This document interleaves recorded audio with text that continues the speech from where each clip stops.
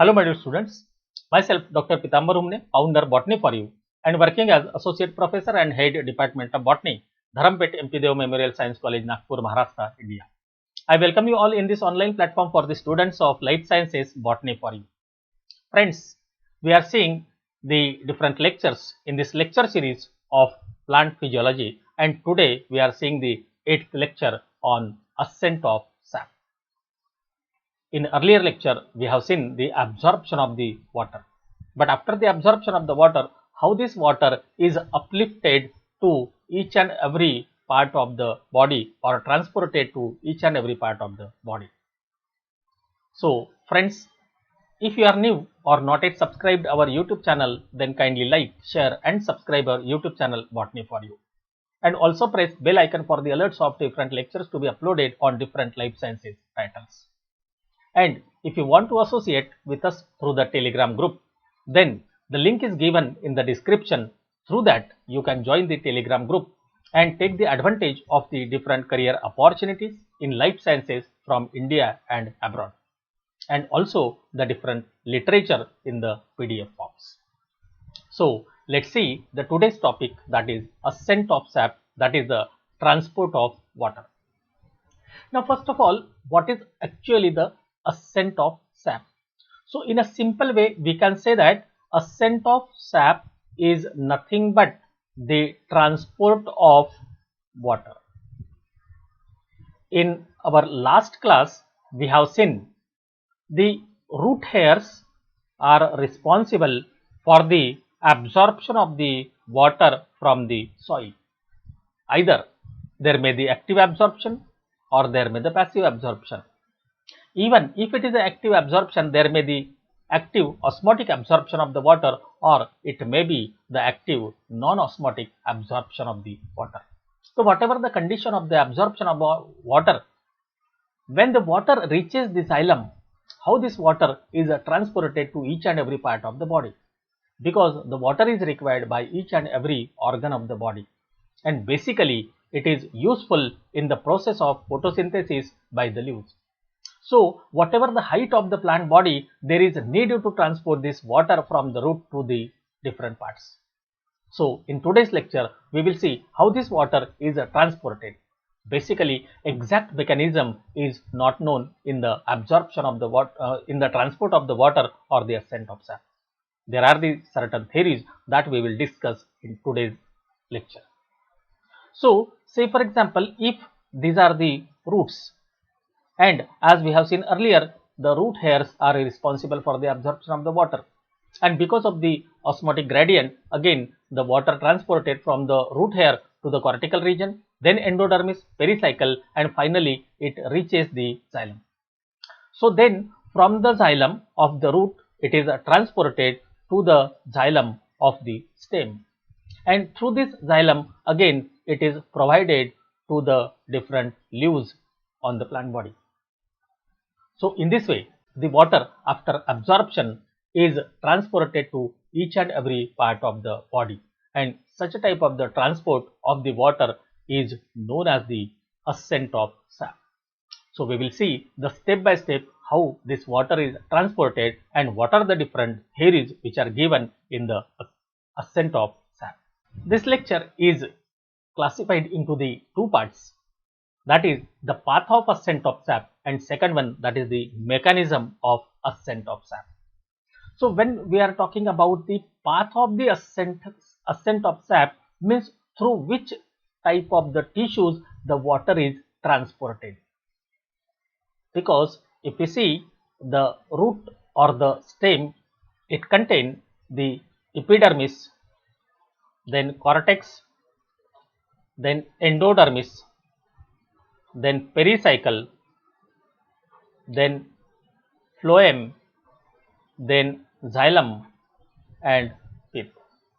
So out of these different type of the tissues which are present in the root and the stem, which type of the tissue are used for the transport of the water? So this is a simple experiment, and that is known as the ring experiment. So in the first diagram, here the xylem is present while the phloem is removed. while in the second one here there is a presence of phloem. Here the phloem is present but the xylem is removed. So if it is set for 1 day or 2 days, we will find that the leaves in which the xylem is removed, that will show the wilting, and the twig in which the xylem is present and phloem is removed remain fresh or turgid. This means that the water transported through the xylem and not through the phloem. Even we can place the twig of the balsam plant or the complete plant in the water containing certain dye like the eosin. So in such a cases, after some time, 1 hour, 2 hour, if we take this section of the stem, we will find that only the xylem will show the stain with this dye. It means that the water was absorbed and transported through the xylem only, and hence we can say that the path of the ascent of sap is a xylem and not the phloem. And now it is experimentally proved that the water is transported through the xylem and the organic foods are transported through the phloem. If you see the mechanism of the ascent of sap, means transport of the water.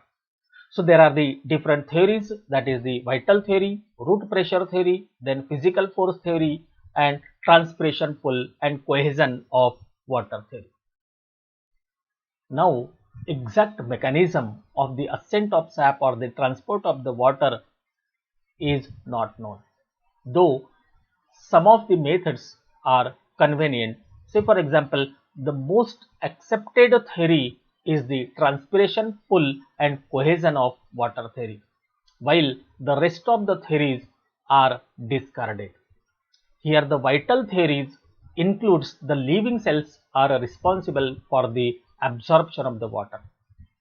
In root pressure theory, it is considered that there is a creation of the pressure in the root and that is responsible for the ascent of sap or the transport of the water.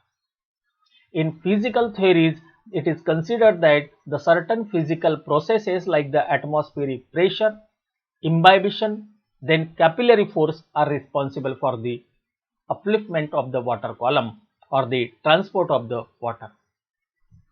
But these theories are later on discarded, and hence the most convenient method of the transport of the water or the ascent of sap is considered as a transpiration pull and cohesion of water theory. So we'll see step by step all these different 4 theories behind the mechanism of the ascent of sap. Number 1, that is the vital theories.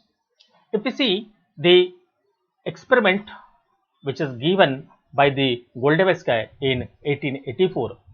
So he was in opinion that the certain living cells are responsible for the absorption of the water.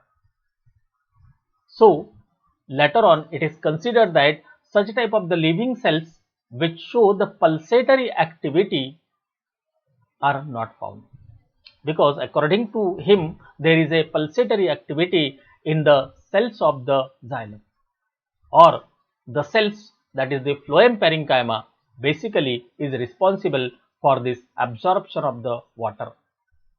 So later on such a type of the activity was not observed, that is pulsatory activity was not observed in the xylem, and hence the theory which is given by the Goldevsky, that is discarded.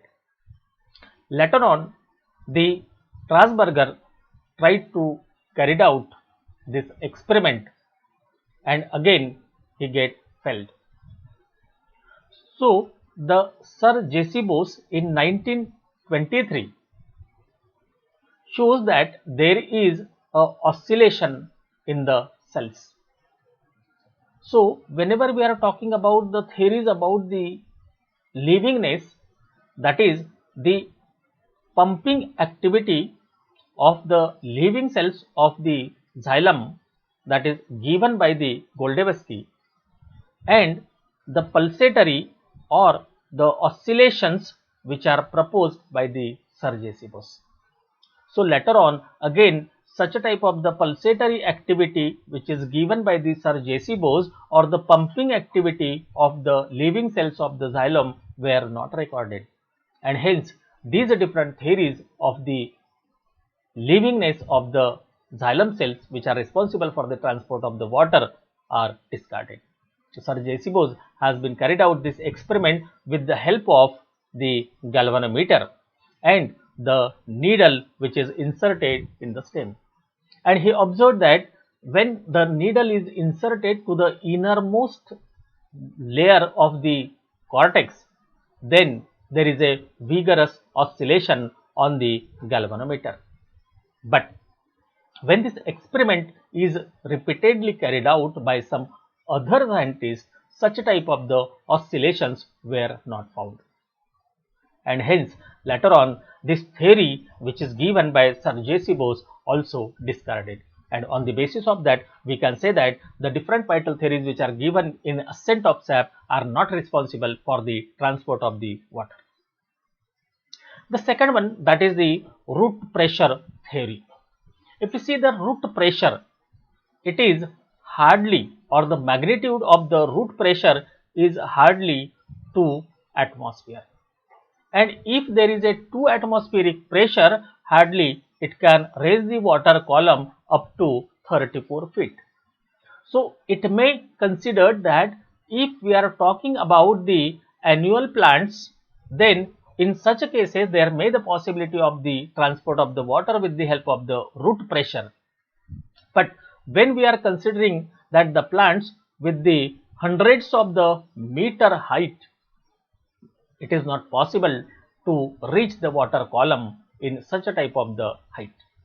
Means here the root pressure, which is only the 2 atmosphere, is not responsible for the ascent of sap or the transport of the water up to the hundreds of the feet or the meters. So later on again this theory is also discarded, because again if we see the root pressure which is found in the angiosperms, and it is completely found to be absent in the gymnosperm, but the water is transported in both the plants. It means that only the root pressure is also not responsible for the transport of the water. Here to show the root pressure, it is carried out with the help of potted plant. Here the plant is potted in the pot, and later on it is cut and only the stump remain present in the pot. The upper part of this stump is joined with the rubber tube and then to the manometer, and in the manometer the mercury is filled up. So when the water is absorbed by the plant, here it start to move in the upward direction because of the presence of certain root pressure. So it is considered that here the root pressure is responsible to exude the liquid which is present in the stump or the stem, and it is responsible to show that the certain increase in the reading of this mercury in the manometer. So in this way the root pressure is responsible for transport of the water in the stem.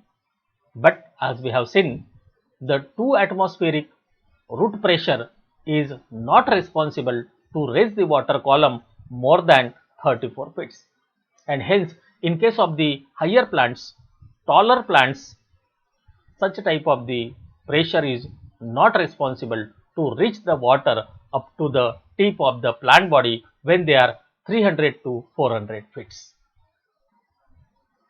Then the third one, that is the physical force theories.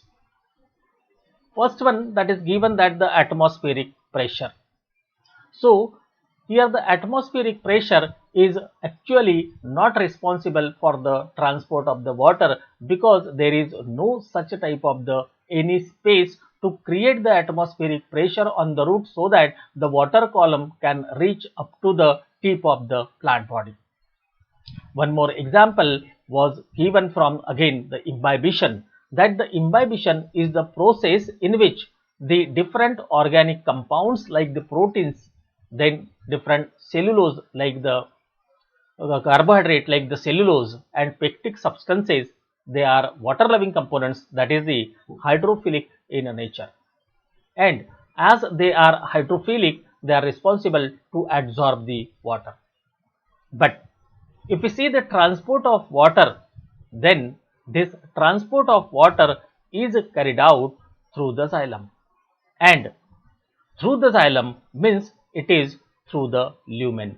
It means that suppose if this is a xylem vessel, here the water is transported from inside the vessel, that is known as the lumen of the xylem. This means that here the imbibition is not responsible for the translocation of the water or the ascent of sap. Another one example, that is a capillary force. We know the capillary force, that is if in a beaker we keep the certain liquid and place a capillary. So this liquid raise to the certain height, then the position or the surface or the layer of the liquid in the beaker, and this pressure is known as the capillary force or the capillary pressure.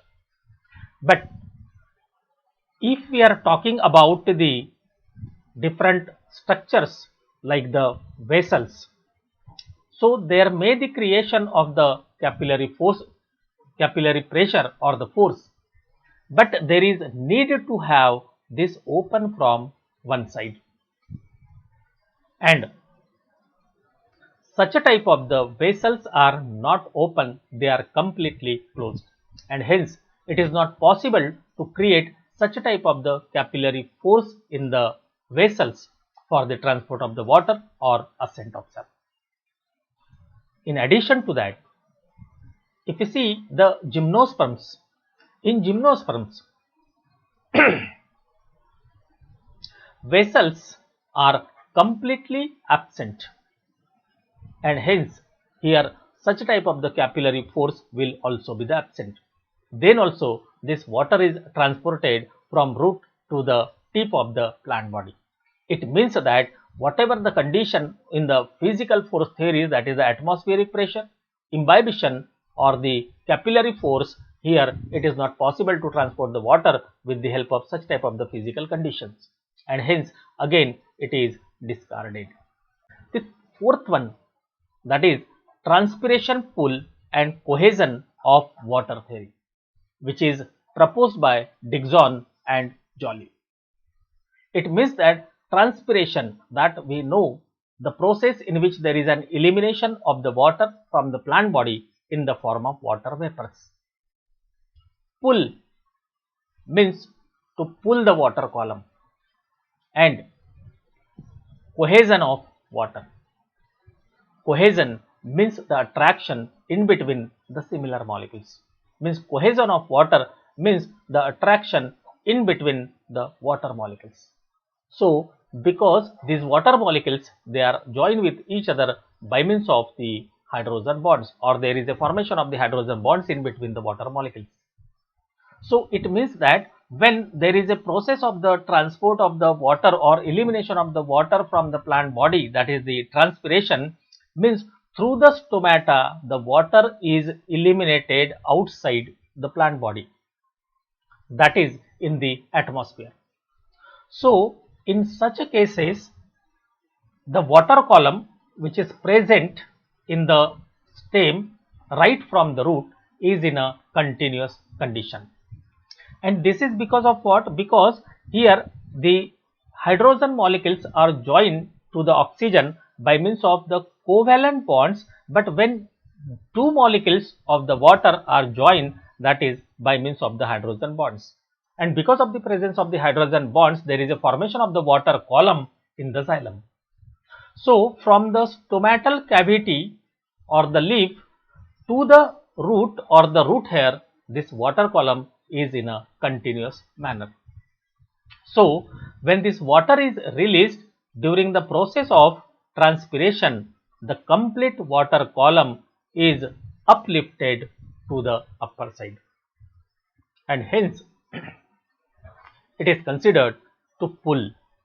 And hence here, because of the transpiration, this water column is uplifted or pulled in a upward direction, and hence it is known as the transpiration pull. Because of the transpiration, here the water column is pulled to the tip of the plant body or to the surface of the leaves.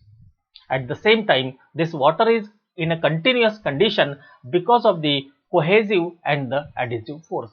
The cohesive force because of the presence of the hydrogen bonds in between the water molecules, and the adhesive force means in between, the force which is present in between the water molecules and the xylem walls. And because of this, here the water column from the root to the leaves is in a continuous manner. Some of the scientists have taken again the doubt on this also, and shows that if there is a air bubble in between, then the water column will be discontinuous. No doubt there may be the presence of the air bubble, but such type of the air bubbles are not responsible to break the water column. Even as we have seen earlier in the vital theory that the different only living cells are responsible for the absorption of the water, but if even the xylem cells are killed with the help of poison, then also there is a absorption and transport of the water. This means that only the living cells are not responsible for the transport of the water, and the most convenient and accepted theory for the transport of water or ascent of sap is a transpiration pull and the cohesion of water, and hence it is considered that the ascent of sap is carried out because of the transpiration pull and cohesion and adhesion of water, which is proposed by Dickson and Joly. So friends, thank you very much for the complete listening of this lecture. If you will have any doubt regarding any lecture on the plant physiology or any other also, you can comment in the comment box and the satisfactory answer will also be given. I am very much hopeful and confident that this lecture series will be helpful to you in preparation of your examinations for the UG PG student as well as the students who are preparing for the NET, SET, SLET, JRF, LS or even for the JAM. Friends, if you like this lecture and if it is beneficial to you, then kindly like, share and subscribe our YouTube channel Botany for You, and also press bell icon for the alerts of different lectures to be uploaded on different life sciences titles. And don't forget to join the Telegram group with the help of link given in the description, so that you can take the advantage of the different career opportunities in life sciences in India and abroad, as well as the different notes or the literature in the form of PDFs. So thanks a lot once again.